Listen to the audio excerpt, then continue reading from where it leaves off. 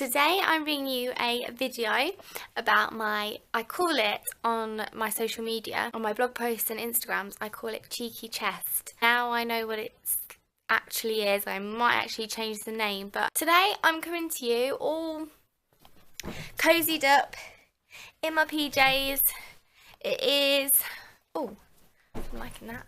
It's the 10th of December. And it's a Monday, and well, my curtains are closed because it's dark outside.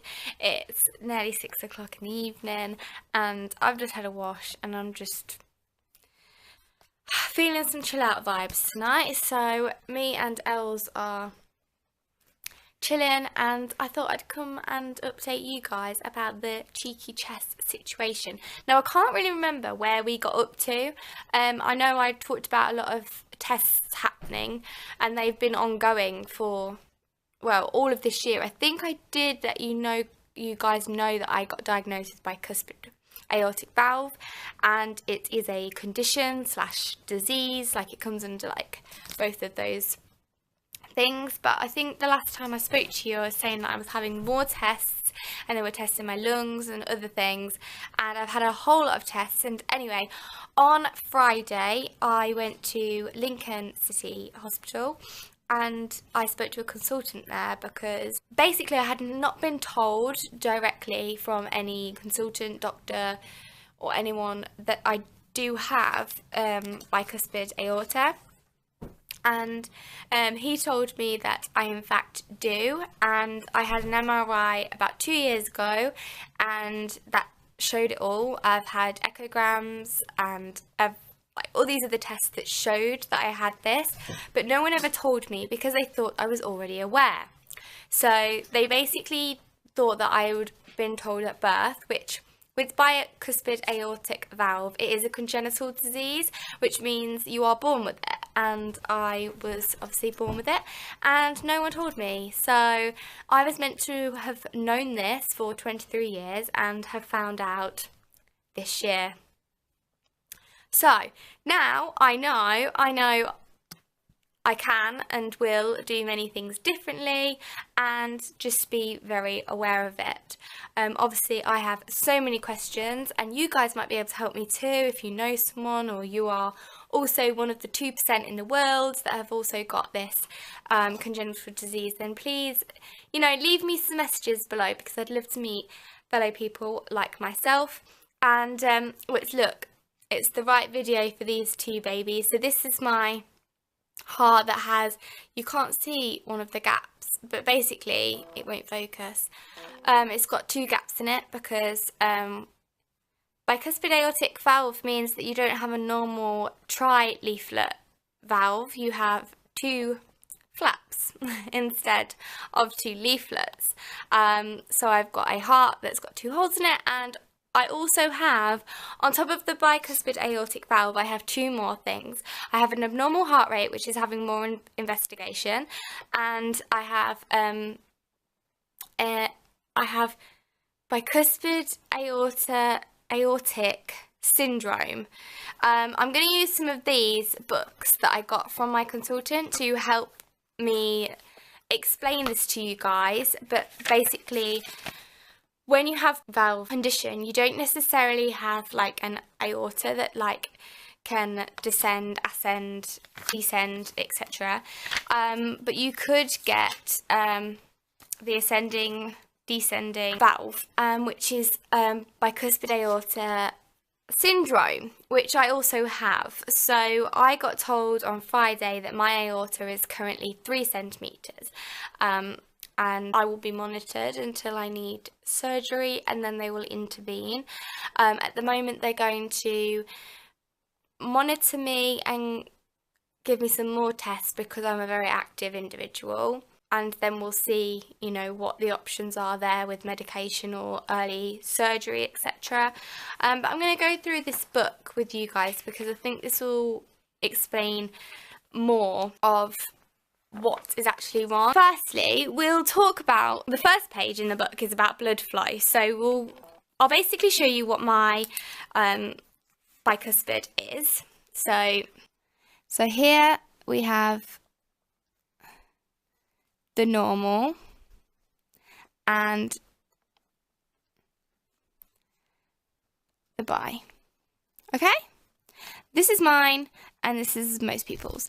And basically, it comes out of there, the valve, and this is the aorta, and the blood usually flows quite nicely out of each hole. Mine, as the valve goes round, mine goes, and basically I'm a mess. So this means that this part here has widened because of the blood. So it gets wider and wider and wider, etc. Now it can't get to a certain point because it tears something, I think it's the side of the artery, in the heart, and obviously it causes so many more complications for the heart and the arteries, everything around it. So you want everything to be flowing like this one. So they basically monitor this width. Mine's 3.37, and yeah, they go in and intervene with this and change it, etc., for what needs to happen to help the blood flow and to help save the valve from tearing a little bit more inside the heart. So yeah, that's basically drawing of how the blood flows and what mine looks like. Okay, so the valves in your heart, the bicuspid and the trileaflets like open and close to let the blood flow through.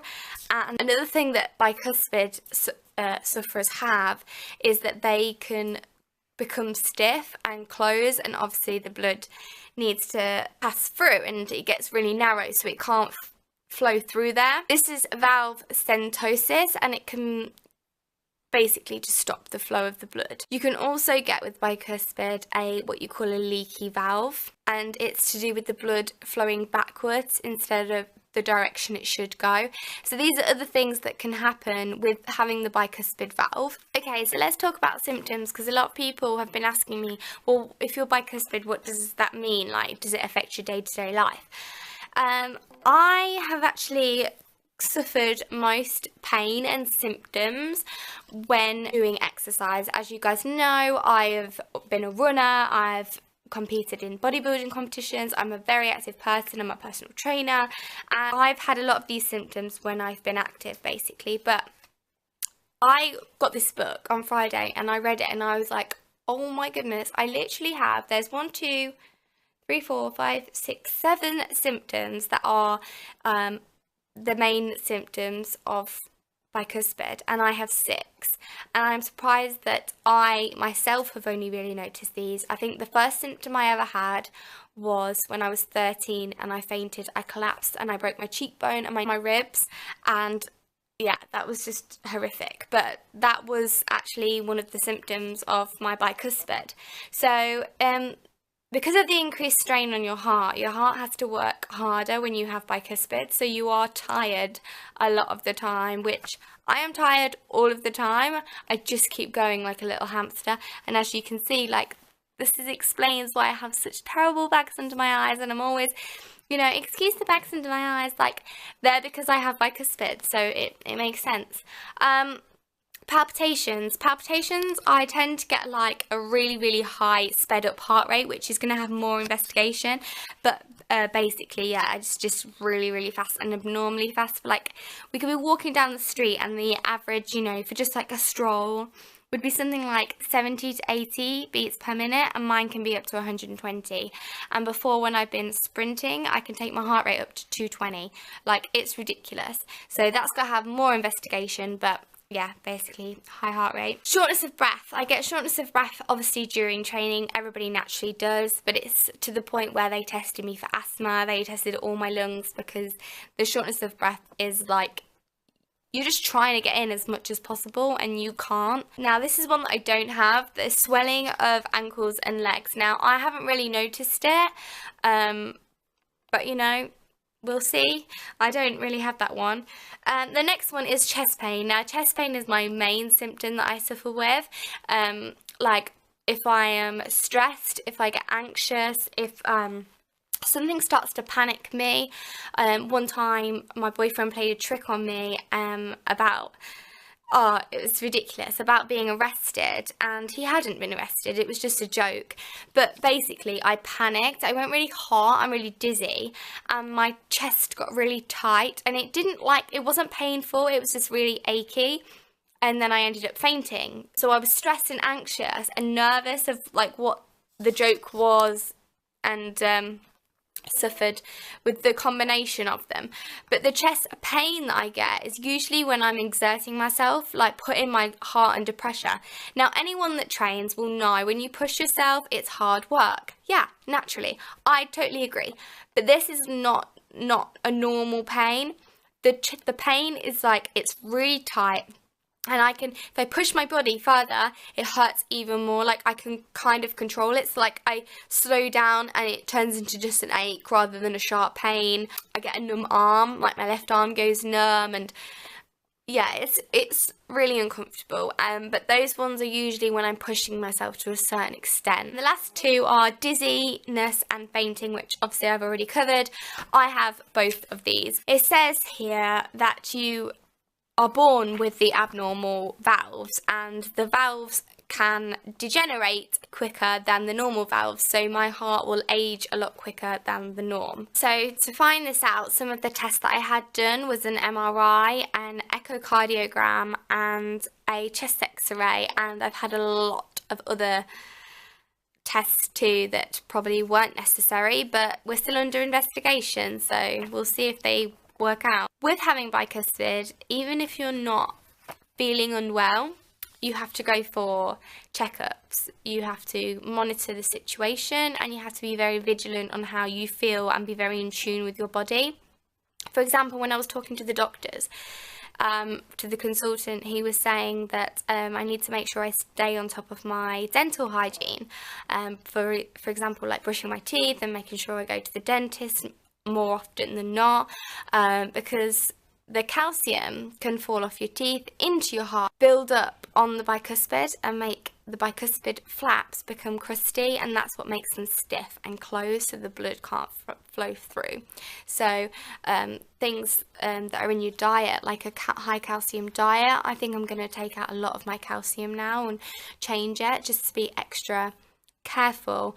And you have to be careful that you don't get any infections, and just basically stay on top of your teeth and your dental hygiene so that nothing falls directly into the heart. Okay, so in the future, as I'm going through other tests for my abnormal heart rate, and the consultant's got to look at my exercise-induced heart rate and test results, I'm waiting to go back to see him and ask some more questions and to talk about what we can do next regarding like medicines and surgery, whether I need it, how long my valves have got until it needs to be intervened with. So you have to think about which the valves are affected and how are they going to affect me in the long run. You have to think about your general health, all your symptoms that you're suffering with, and is surgery or these medicines going to make your general life better. When I go back, I'm going to talk about medicine and valve surgery and valve repair, etc. with my consultant. I have my own nurse now, so I'm going to be sending a few messages to him,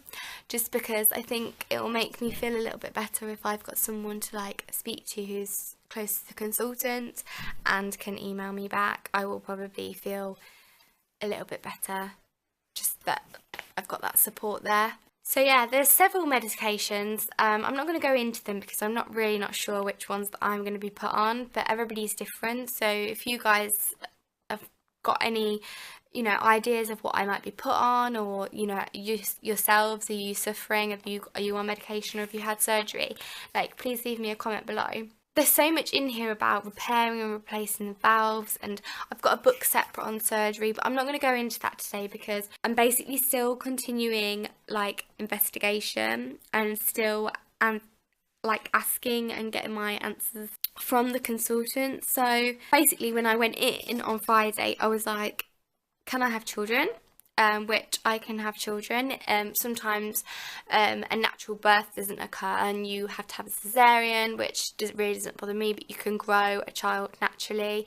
You just monitored more closely because obviously it puts pressure on your heart, and also they have to check the child's heart because not always, but it could be passed on to the child, so they could suffer with this too.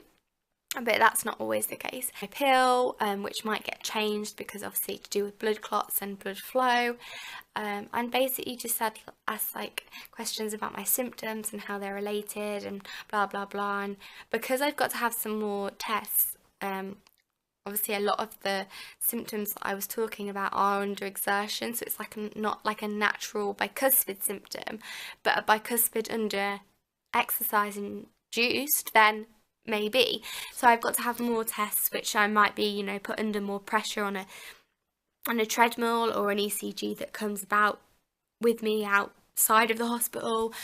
Is there anything that you guys think that I should be asking and should be made aware of? I now know that my aortic valve is 3.37, and that does make me aware of things that I've now got to think about, because I'm part of a forum on Facebook and they're so lovely. Like, they all help you out and we all kind of cheer each other on, and a lot of those people have had surgery at 4.5, so I'm just kind of, you know, thinking, is it going to be like a couple of years or many years, or am I putting strain on doing all my exercise, etc., because I'm a very active person? You know, is my diet not helping it, my illnesses? Because this is another thing, when you get ill and you have bicuspid, you have to make sure that your recovery is good, because you can suffer with I think it's endocarditis or something like that, and basically you get really ill. Your heart suffers. I've just passed one of these pages and it says food and drink. So here, like, basically, like, these are the things that I've got to do. So food and drinks can affect the bloodstream, which we know, and I have suffered before when I've had Red Bull or a Monster, like an energy drink. I felt dizzy, I wanted to pass out, like I've just felt so weird. My heart rate like really increases. I can feel my heart like as if it's coming out of my chest, and I've never understood like why. Like, it does, caffeine generally like does speed up your heart rate anyway, but this is to the point where it's like, what's going on? Because I have coffee, but I can't do strong coffee. Like, going to Costa or Cafe Nero, I just have like the weakest thing because I just can't handle it. But also it says here like liver and green leafy vegetables such as broccoli, Brussels sprouts, cabbage, kale and spinach, like things that are high in vitamin K. It also says be very sensible about your levels of drinking, so no binge drinking on Prosecco basically. Oh, here's the endocarditis is caused by bacteria, so when you're ill, so it enters the bloodstream and travelling through your heart, infecting the heart's lining. So the bacteria is most likely to grow in your heart valves because the valves don't have the direct supply of blood, which obviously it doesn't get through properly. This means no supply of white blood cells, which normally would fight off infections in normal people. So the abnormal heart valve has more risk of becoming infected than the normal valve. This is because bacteria carried in the blood are more likely to stick to the uneven surface of the abnormal valve, even if the abnormality is mild. So yeah, basically I've just got to make sure that when I get ill, I'm really careful and just get, like, I've had tonsillitis 3 times in the last 2 years. Hated having tonsillitis and I felt dreadful, and I've just not moved for days basically, but I think that's my body telling me that I need to not move because I've recovered really well from them. So here it says in the booklet that many people with heart valve disease can live a normal healthy life, but for others it can be more difficult and impact on daily life in many ways. For example, driving, work, drinking alcohol, holidays like flying, which I actually talked about with my boyfriend and my family the other day, because apparently with bicuspid, obviously with the pressure on the plane, it's not great to do long haul flights. I've actually done America and that was fine. We've also been advised not to do things like bungee jumping, skydiving, jumping out of a plane, like things like that. So I suppose it can affect you if you wanted to do those things, but I'm really not like bothered about those things. The only thing I want to do is like run, and I can't run, so I think that's the main thing that I'm bothered about. I have to make sure that my cholesterol levels and my blood pressure is all at the right level, make sure that my blood glucose levels are okay, and make sure that my weight is okay, etc. Just things like naturally that people should be doing to like maintain their health.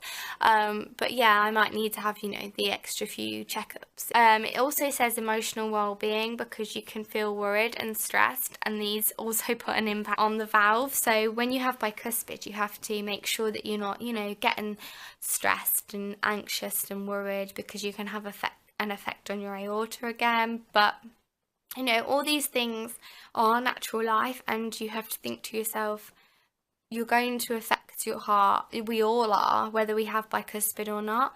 And I think I'm coming to terms with the fact that I've probably put a lot of pressure on my heart with the choices that I've decided to do. You know, I haven't decided to knit. That's not my hobby. I'm not a world champion in knitting. Like, I didn't want to do those things. So I've come to terms with the fact that I have may have made my aorta or bicuspid syndrome worse than it could have been, but that's my life, and you can't regret anything. And I think now that I know about, you know, looking after myself, my diet, calcium levels, stress levels, just things that I can't do, things that I can do, things that I have to think about, like if I go ahead with surgery, and when do we intervene, what do I need to prepare for. I think once you get told something, it can be very upsetting. And Friday, when I got told, I was happy in the sense that I got answers. Finally, I was being heard, and someone was listening to me, and I got my own consultant, my own nurse, and I actually felt like I was being listened to, whereas before they was checking everything but my heart, which drove me insane, because I think you know your body, you are in it. Now I'm being listened to, and I can have my questions answered. I'm going to see them again after more investigation, and they're going to chat to me and my parents. We're going to talk about, you know, medicines, investigations, more results, what I can do next, surgery, all these things. But it's nice to know that I'm not actually crazy, and not, you know, sleeping for 14 hours and still feeling tired for no reason, or going for a run and feeling like I'm dying for no reason. It's nice to actually get some confirmation and just be aware of my body. So it's very weird to think that something's going on inside of you that you can't see and you can't control, and it is just going to keep on going and keep on changing, and you don't really have the control over it. It is rather strange. I mean, I watched my MRI video on Friday of my heart beating, and it was one of the weirdest things I've ever seen, but amazing at the same time. And I actually could see my valve, and the fact that it was bicuspid, I could see the picture that I drew for you on there, like, that it was quite amazing. But yeah, if anybody's got any advice or just some more information, any websites or forums that they recommend, here's one of the pictures that I put up. If you remember this one, it was a little heart update. So more tests on my bicuspid. So yeah, that was to do with the 2 flaps. And then I had this one done, which you might have seen on my blog. Basically just having my lungs tested, put in a lung chamber and on a treadmill. And basically that one was about me reflecting on the year and the fact that I have been diagnosed with this thing. It is quite scary, but I haven't let it stop me. I've had to let it stop me do certain things, for example the running, but I haven't let it stop my mentality of wanting to achieve and get things done. And I've done far more in my YouTube, far more in my blogging, far more in my fitness, weight training, bodybuilding side of things. And I'm happy and I'm proud of myself for doing what I've done with the heart that I do have. So just take from this, you can do anything. Don't ever give up. There is another option. And also, if anybody's got any advice or tips or forums or anything for me, then please leave it in the comments below. But that's all for today, guys. Thanks for coming and having a little chat with me. It's nice to actually vent this out to you angels, because it makes me feel better when I talk to people. But yeah, I just also want to say, like, a little disclaimer. This isn't to gain any attention.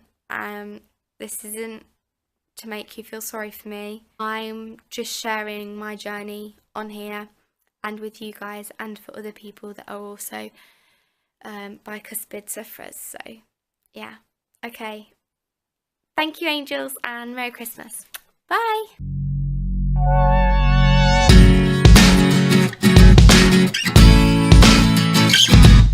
Talk to you about the things that I'm now going to be thinking about and bring you on my journey, basically.